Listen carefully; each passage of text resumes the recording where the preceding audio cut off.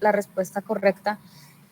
En este caso, la respuesta correcta, tal cual como está aquí enunciada, tiene palabras clave que pueden ser sacadas directamente del párrafo en el que estamos tratando. ¿Listo? Entonces, repito, dice, este tratado de paz conlleva algo que promete ser el primer paso para la consecución de ese enigmático impulso hacia la verdad, porque en este momento se fija lo que desde entonces debe ser verdad, es decir, se ha inventado una designación de las cosas uniformemente válida y obligatoria.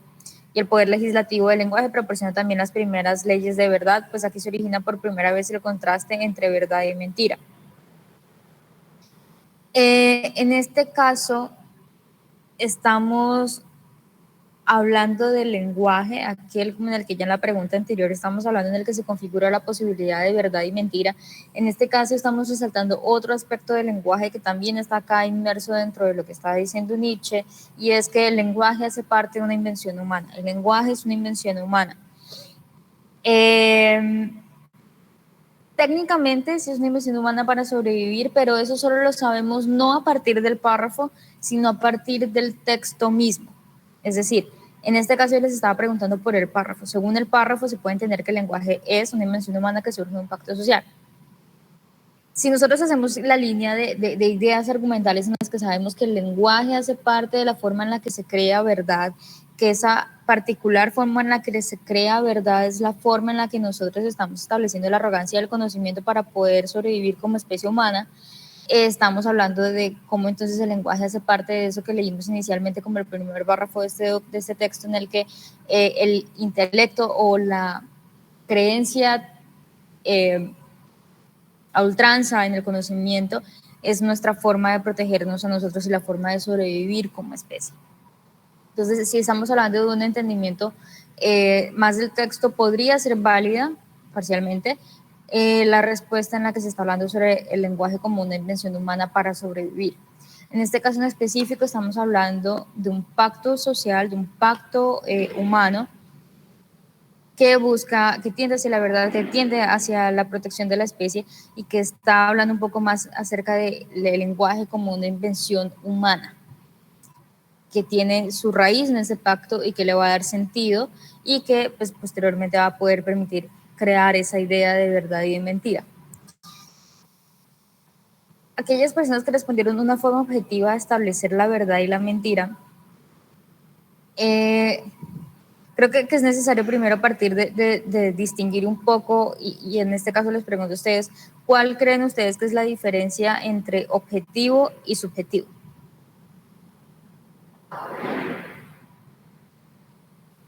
Cualquiera.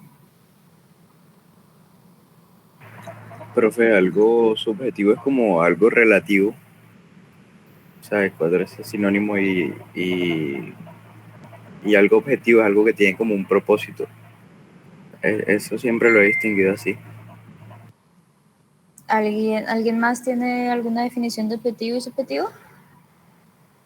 Profesora, objetivo es algo que no se va a encontrar tan delimitado por el pensamiento de cada persona, sino que como tal está ya predeterminado, y subjetivo creo que llega a o es influenciado por los pensamientos que tenga cada uno sobre algo en específico, sobre un tema.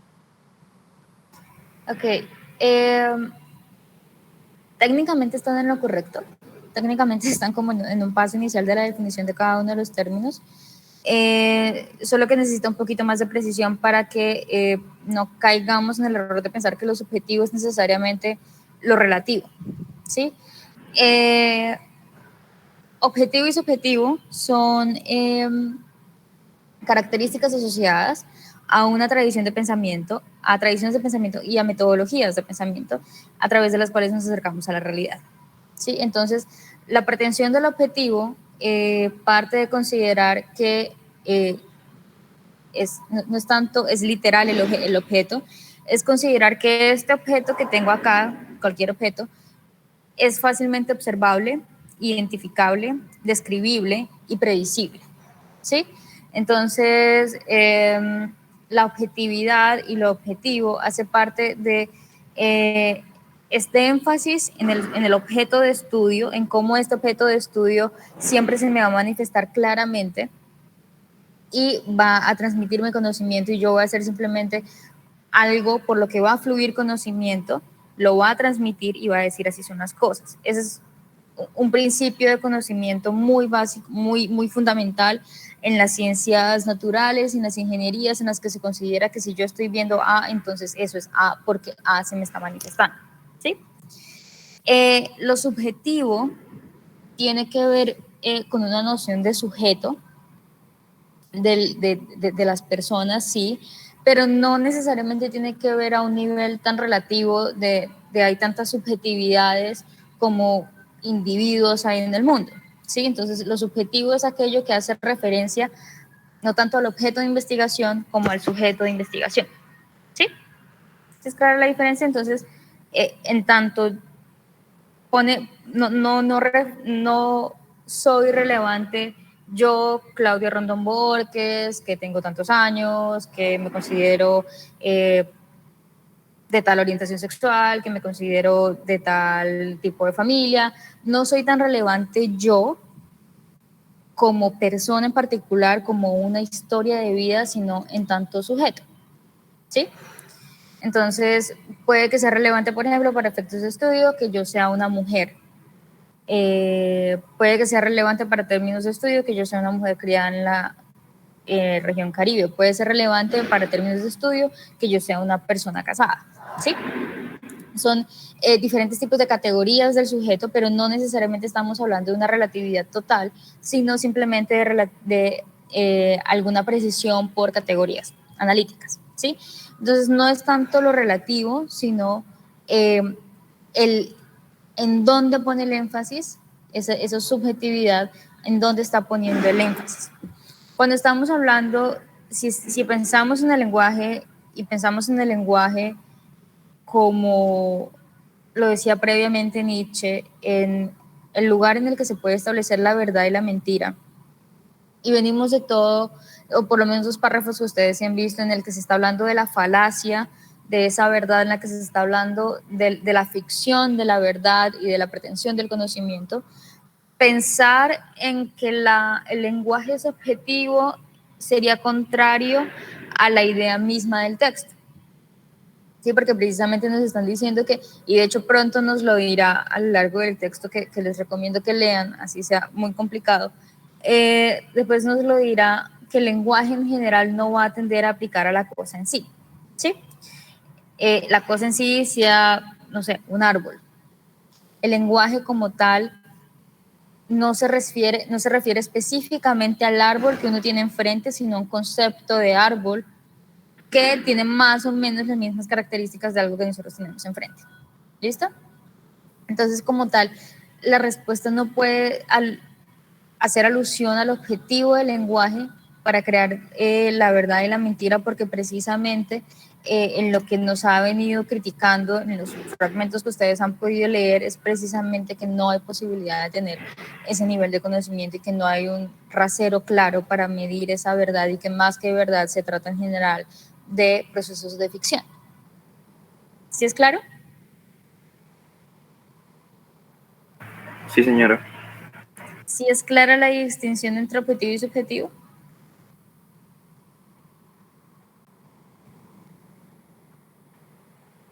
Sí, profesor.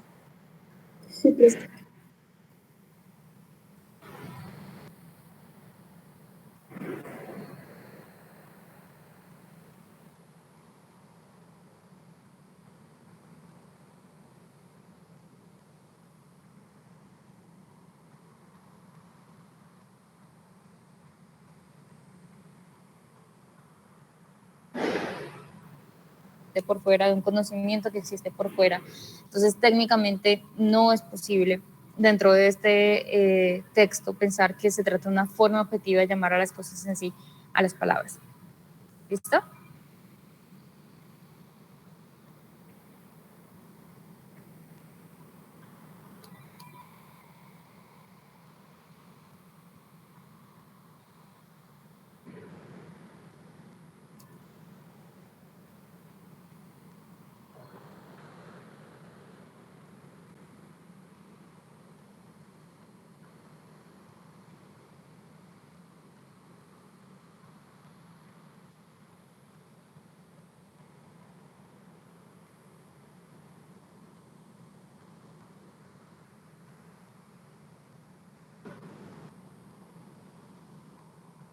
técnicamente no es incorrecta, pero técnicamente no es la más adecuada para responder en este caso porque se genera una tautología.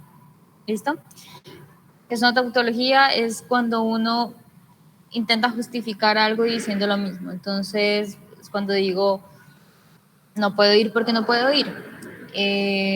O la casa es roja porque es roja. Sí, o sea, en términos generales no se da ninguna aclaración mayor más allá que volver a definir el objeto sobre el cual se está causando una razón. En este caso, la pregunta es, según este párrafo se entiende que no puede hablarse de verdad porque al completar, al decir no podemos hablar de verdad porque no podemos acceder nunca a la verdad técnicamente, aunque no se está hablando directamente de, pues se está cambiando un verbo, técnicamente se está refiriendo a lo mismo. Nunca se puede hablar de verdad porque no podemos acceder a la verdad. Técnicamente es una tautológico y la verdad lo que queremos ver son tal vez algunas razones por las cuales en efecto no se puede hablar de verdad. ¿Sí? Entonces, es cierto que de acuerdo con el texto no podemos acceder a la verdad, pero bueno, técnicamente en el texto ni siquiera es que no podamos acceder a la verdad, es que no hay forma de construir verdad, no hay verdad por fuera del lenguaje y el lenguaje ha creado una verdad que es falaz. ¿Listo? Entonces, como tal, no es acertada esa respuesta.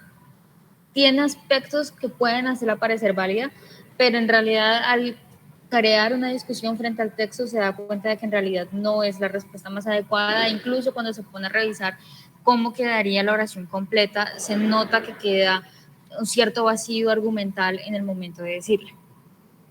La respuesta correcta es porque las palabras en sí mismas son una ficción. Esto es una idea general que queda a lo largo de la lectura del párrafo, porque, bueno, dicen que la palabra es una reproducción de sonidos articulados de un estímulo nervioso, pero partiendo del estímulo nervioso inferir además una causa existente fuera de nosotros, es el resultado de un uso falso e injustificado del principio de razón. ¿Cómo podríamos decir legítimamente si la verdad estuviese solamente determinada por la génesis del lenguaje y si el punto de vista de la certeza fuese también lo único decisivo respecto a las designaciones? ¿Cómo, no obstante, podríamos decir legítimamente la piedra es dura? Como si además captásemos lo duro de otra manera y no únicamente como excitación completamente subjetiva. Dividimos las cosas en géneros, designamos al árbol como masculino y a la planta como femenino. ¿Qué extrapolaciones tan arbitrarias? ¿Y a qué altura volamos por encima del canon de la certeza? Hablamos de una serpiente, la designación alude solamente al hecho de retorcerse, podría por tanto atribuírsele también al gusano. Qué arbitrariedad en las delimitaciones, qué parcialidad en las preferencias, unas veces de una propiedad de una cosa, otras veces de otra. Los diferentes idiomas reunidos y comparados unos a otros muestran que con las palabras no se llega jamás a la verdad ni a una expresión adecuada, pues de lo contrario no habría tantos. La cosa en sí, eso sería justamente la verdad pura y sin consecuencias, es también totalmente inaprehensible y en absoluto deseable para el creador del lenguaje. Este se limita a designar las relaciones de las cosas con respecto a los hombres y para expresarlas recurre a las metáforas más atrevidas. En este caso, la clave para hablar de que las palabras son en sí mismas una ficción que nos impide acceder al conocimiento, se halla en una partecita, en una frase de las palabras, con las palabras no se llega jamás a la verdad. Y son las palabras los mecanismos que nosotros tenemos para poder manifestar y crear esas verdades, para poder transmitir esas verdades. Entonces es imposible, en este caso se está creando ese argumento, es imposible llegar a lo verdadero a través de algo falso. Es básicamente lo que nos están diciendo y un poco la explicación de esta pregunta. ¿Queda claro? Es necesario que cuando vayan a dar la respuesta, primero lean la respuesta, cómo se articula la pregunta con la opción que ustedes están escogiendo y segundo, que verifiquen si tal vez a lo largo del texto, no dicho tal vez de manera tan específica, sí está aludiéndose específicamente a esa respuesta que se está dando. ¿Listo? Porque sí nos hablan específicamente, sí nos hablan de que no se puede acceder a la verdad, pero nos están hablando de una razón específica por la cual no podemos acceder a la verdad y es porque las palabras son falsas en sí mismas, las palabras son arbitrarias en sí mismas. ¿Listo? Mucho, mucho más cuidado al escoger sus respuestas.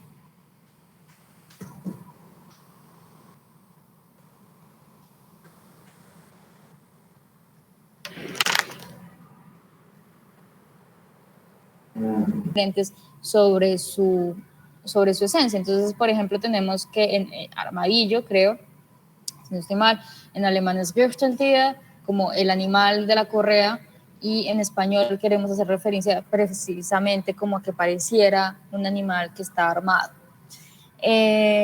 Entonces, técnicamente son dos formas diferentes de nombrar el mismo objeto que dentro de la visión de Nietzsche nos terminaría por confirmar que en efecto nunca podemos acercarnos realmente a ese objeto y que todo lo que podemos conocer sobre eso es o parcial, en el mejor de los casos, pero realmente ficcional en ellos.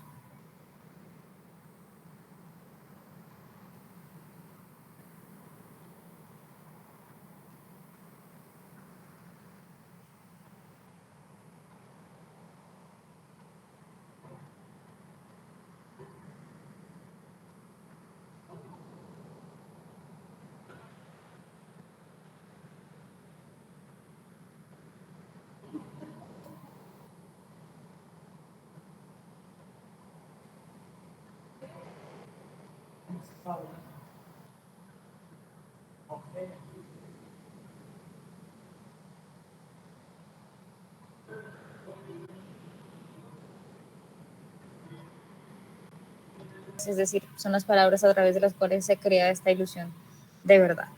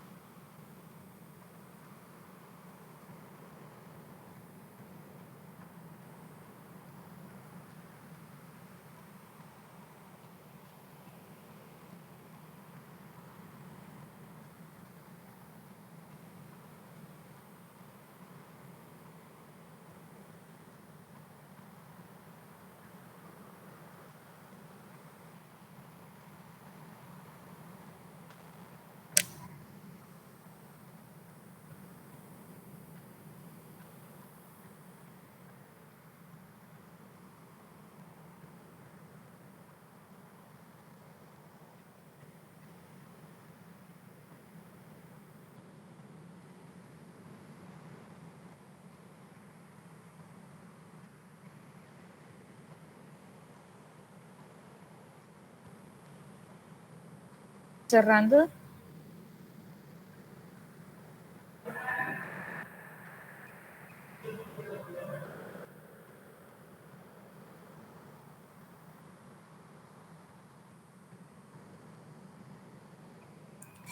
En efecto, la mayoría contestó de forma correcta, se entiende como una herencia de un deber ser.